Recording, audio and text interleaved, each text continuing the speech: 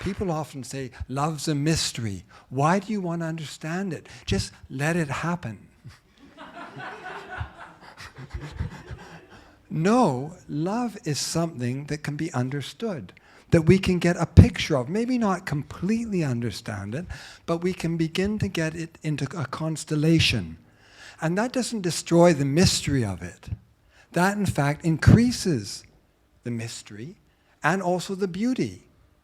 We'll never understand everything, but at least we can begin to get a picture of what's going on. And that is knowledge, and knowledge is power. It enables us to understand our love relationships and to maybe control them more. Now, my interest in love is love as an experience. What I really want to know is how we experience love. And a good way to start here is by comparing love to liking. Many people often think that love is just a form of intense liking. But if you look at the two experiences, there's a difference between them. For example, romantic love is connected to sexual desire in a way that friendship is not. Liking is not.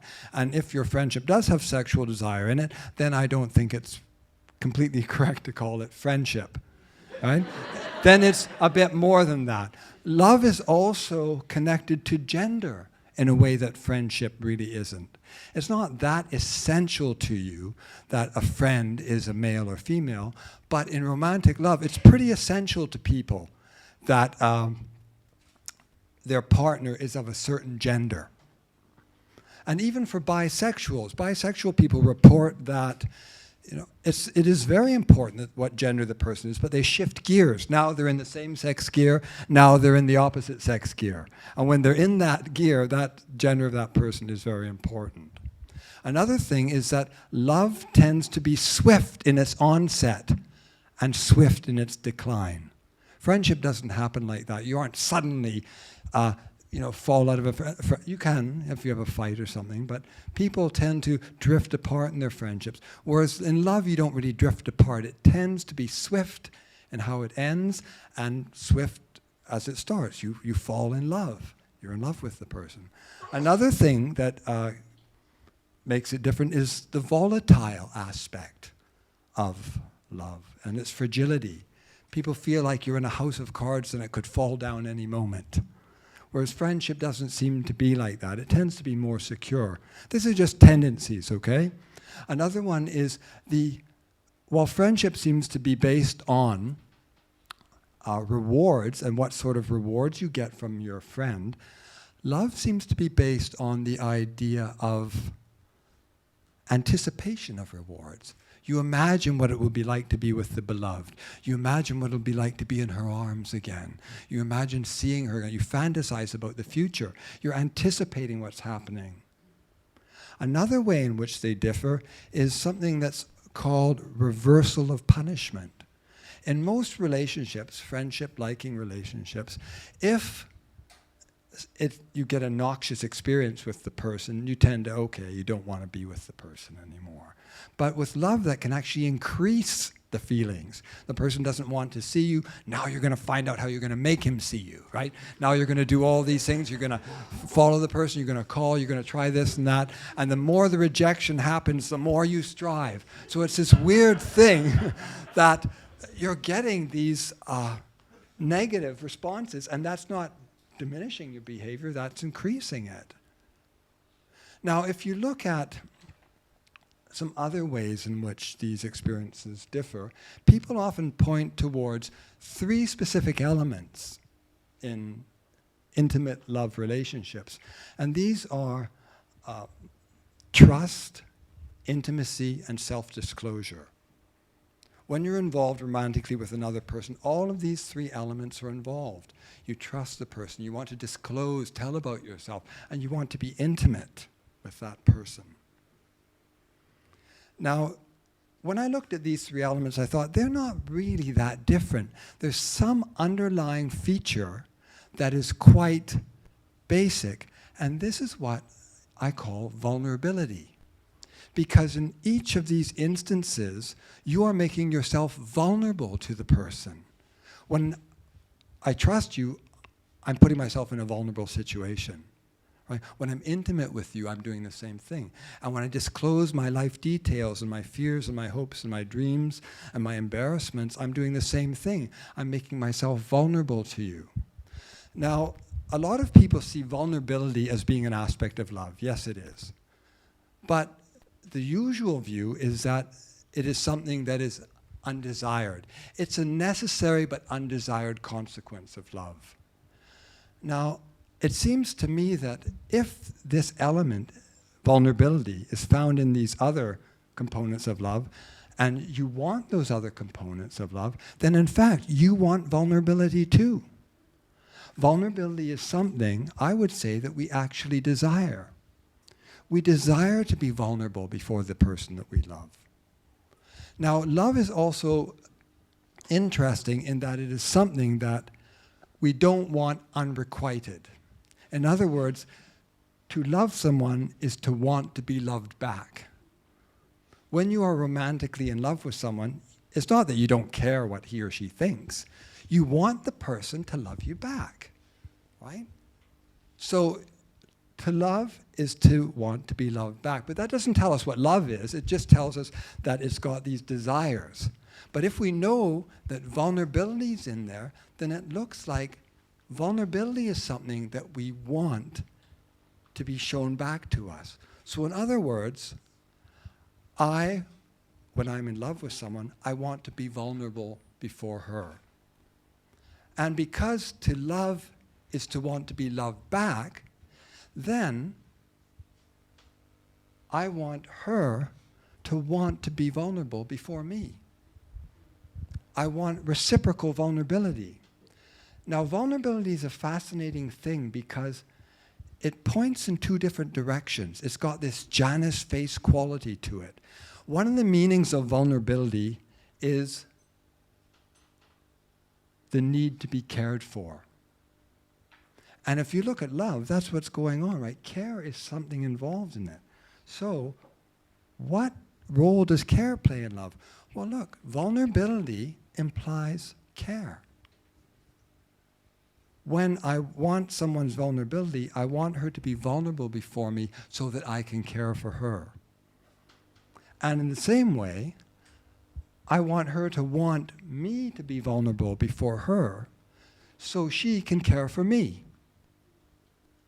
So you see, love is actually quite complex. It's these reciprocal desires implying vulnerability and care. It's the desire to be loved back. So when I love someone, I want that person to have the same desires towards me that I have towards her. And those desires are the desire to be vulnerable before her so that she can care for me, and her to be vulnerable before me so that I can care for her. And I want her to want the same things back. Now that is a very complex black and white picture. It's obviously gradients. And the gradient comes in, one of the ways the gradient comes in here is because of this Janus-faced quality of vulnerability. For vulnerability, not only is the need for care, it also has this other meaning, which is the susceptibility to be harmed. When something is vulnerable, it is susceptible to harm, which is why you care for it. But what can happen is that thing can flip back and forth in a love relationship, where harm can work its way in. So that vulnerability does not just imply care, but it also implies a little bit of harm.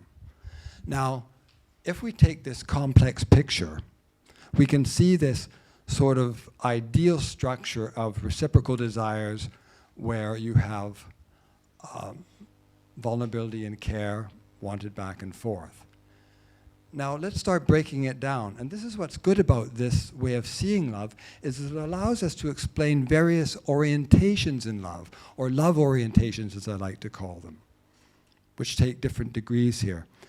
If, for example, I desire to be vulnerable before another person in order for that person to care for me, but I don't really desire the opposite, I don't really desire for myself to care for the other person, then I have a dependency orientation in love. I want to be vulnerable and to be cared for, but aren't so interested in caring for the other person.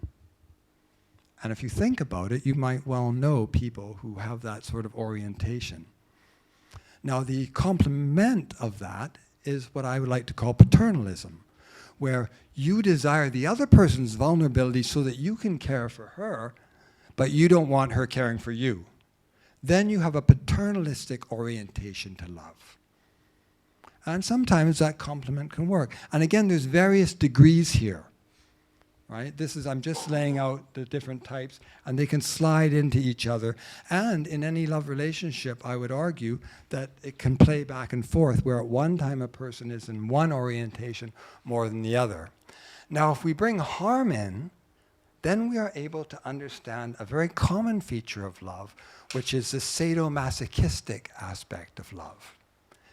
If what I desire is to be vulnerable before another person in order that that person can harm me or humiliate me or control me, then that is a masochistic form of love. And again, there's degrees. Now, the opposite of that is the sadistic form, where I desire the other person's vulnerability in order that I can control or harm that person. And these elements seem to be going on in most love relationships in various degrees and shades. Now, once you see this, this gives you a bit more power to understand what you're doing and what's going on, and take control of it and decide how you want your love relationships to play out. Now this also helps to explain another fascinating aspect of love, which is its relation to sexual desire. How does sexual desire fit into love? Well, we already know that love is a complex of reciprocal desires, and they're intense desires. And I would argue that they're so intense that they spill over into physical desires, so that vulnerability and care can also be seen as physical vulnerability and care. So to sexually desire someone is to desire that person to be physically vulnerable before you in order that you can physically care for them. And physical vulnerability, one of the best examples of that is nakedness. When you are naked before another person, you are physically vulnerable. And to care for that vulnerability is to caress it. So bearing and caressing are the physical forms of vulnerability and care. However, sexual desire is simpler than romantic desire in that it does not imply reciprocity. It can. But to sexually desire someone is not to desire that she sexually desires you back. You don't need to. You can do that, and that happens in love relationships, but you can sexually desire someone and not really care about the person's desires at all. That makes it simpler. Now, I hope that this picture I'm not giving any real psychological reasons why someone chooses one or the other.